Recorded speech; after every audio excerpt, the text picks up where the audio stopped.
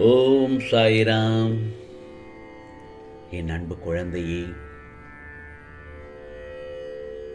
நாளை முத்தான 3 செய்திகள் உன்னை தேடி வரும். இந்த சாயப்பா சொல்வதை சற்று 3 நிமிடம் மட்டும் கேட்டுவிட்டு சந்தோஷமாக நிம்மதியாக கண்ணுறங்கு என் செல்லவே.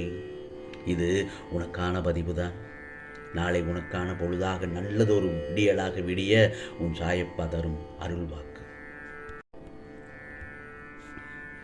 காலம் பலவற்றை நமக்கு கற்றுக் கொடுத்து கொண்டேதான் இருக்கிறது.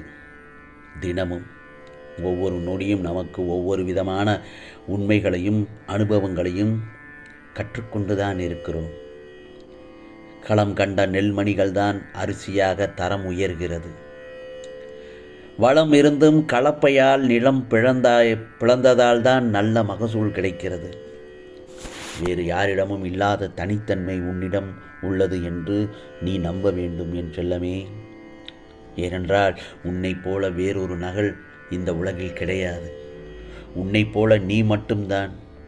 உள்ளம் ஒன்றி நீ செய்யும் ஒரு செயலில் ஈடுபட்டால் நிச்சயமாக வெற்றி கிடைக்கும்.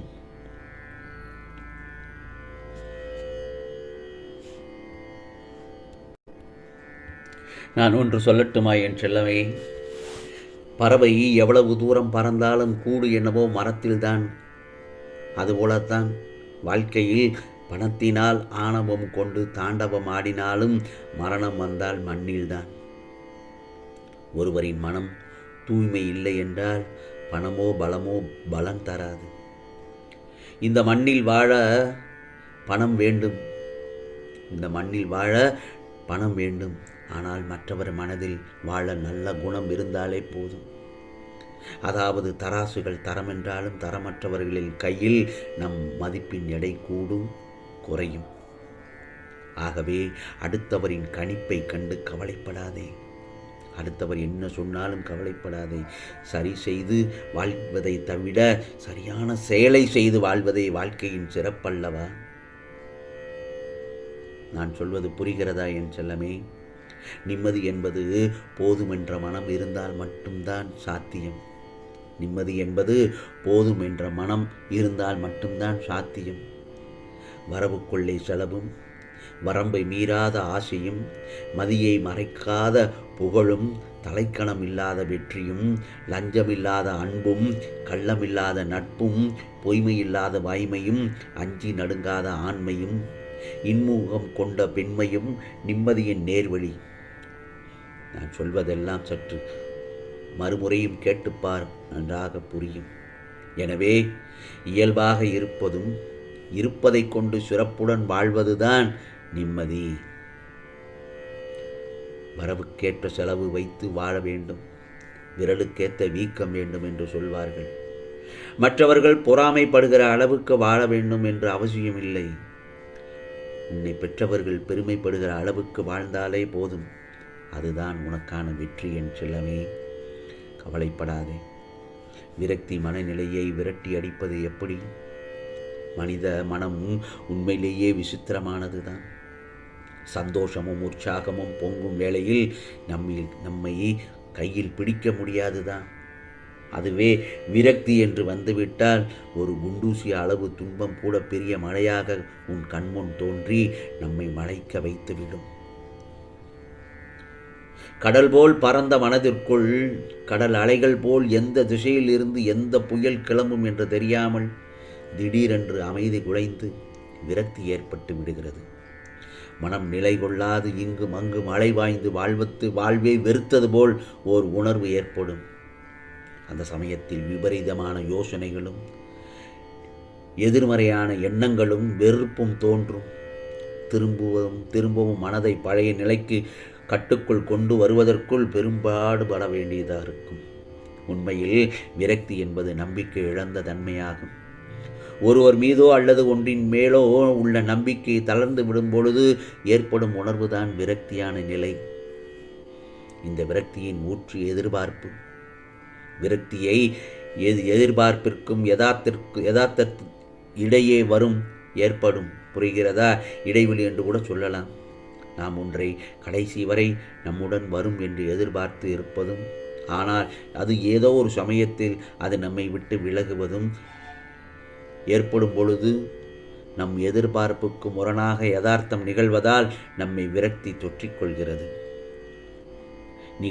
நிராகரிக்கப்படுவதும் நம்பியவர்கள் நம்மை கைவிடுவதும் அவமானப்படுத்துவதும் நிகழும்போது விரக்தி மனப்பான்மை ஏற்படுகிறது. சிலர் குறுக்கு வழியில் இந்த மனப்பான்மையை போக்குவதாக எண்ணி நிறைய நேரத்தை இணையதளத்தில் செலவிடுவதும், அளவுக்கு அதிகமாக சாப்பிடுவதும், தேவையில்லாமல் பொருட்களை வாங்கி குவிப்பதும், பிறரை பற்றி புரளி பேசுவதும் என விரக்தி நிலையை கடக்க எண்ணுகிறார்கள். இவை சில நிமிடங்கள் மட்டும்தான் நல்லதை தரும்.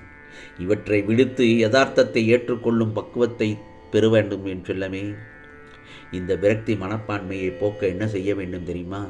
தியானம் செய், அல்லது என்னுடைய நாமத்தை சொல்லிக்கொண்டே இரு, நல்ல புத்தகங்கள் படி, நல்ல நண்பர்களுடன் சேர்ந்து மகிழ்ச்சியாக இரு.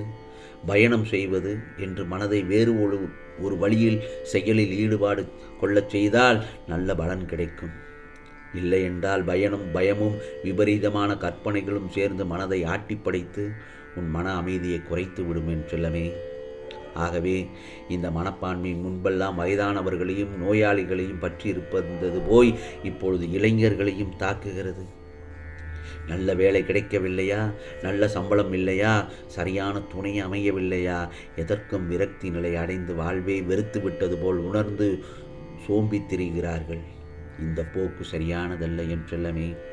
எந்திரத்தனமான வாழ்க்கைக்கு பழகிப்போன உள்ளங்கள் சின்ன சின்ன ஆசைகளும் நிறைவேறாத நேரங்களில் கோபமும் விரக்தியும் அடைவது இயல்புதான். ஆனால் அதிலேயே மூழ்கி விடாமல், மனம் தளர்ந்து விடாமல் இருக்க பயிற்சியும் தியானமும் செய்ய வேண்டும். தியானம் பழகுவதும், நல்ல புத்தகங்களை தேடி படிப்பதும், நல்ல நட்பு வட்டங்களை உருவாக்கி கொள்வதும் விரக்தி மனப்பான்மையை விரட்டி அடித்துவிடும். இழந்த பொருட்களை மீட்டு விடலாம், ஆனால் இடிந்த மனத்தை நம்மால் மீட்பது சிரமம்தான். எனவே மனதை எக்காரணம் கொண்டும் தளர்வடையாமல் பார்த்து கொள்வது நல்லது. சாயி என்று அனைவருடன் அன்புடன் பழகுவது மனதை உற்சாகமாக வைத்து கொள்ள உதவும். எனது நாமத்தை சொல்ல அந்த சமயத்தில் நிச்சயமாக கவலை இல்லாமல், அல்லது என்னுடைய ஆலயத்திற்கு வந்து அங்கே அமர்ந்து உன் மனபாரத்தை என் பாதத்தில் வைத்துவிட்டு அமைதியாக சென்று விடு, நான் பார்த்து கொள்கிறேன். இவையெல்லாம் எதற்காக சொல்கிறேன்? உன் மனதை இலகுவாக்கத்தான். கவலைப்படாதே, நாளை உனக்கான பொழுதாகத்தான் விடியப் போகிறது என் செல்லமே. கவலைப்படாதே, நிச்சயமாக நல்லதொரு செய்தி உன்னை தேடி வரும். ஆம், இது சாயப்பாவின் சத்திய வாக்கு. உனக்கானதெல்லாம் நிச்சயமாக நல்லதே நடக்கும். ஓம் சாயிராம், ஓம் சாயிராம். ராம்ஜி அருள் கிடைக்கட்டும்.